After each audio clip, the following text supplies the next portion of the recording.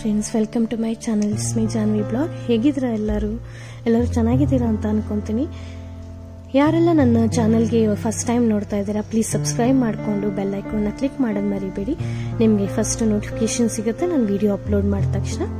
So ಈ ವಿಡಿಯೋದಲ್ಲಿ ನಾನು ಓರಿಯನ್ ಮಾಲ್ಗೆ ಹೋಗಿದ್ವಿ. ಸೊ ಮೆಟ್ರೋಲ್ಲಿ ಹೋಗ್ತಾ ಇದ್ದೀವಿ.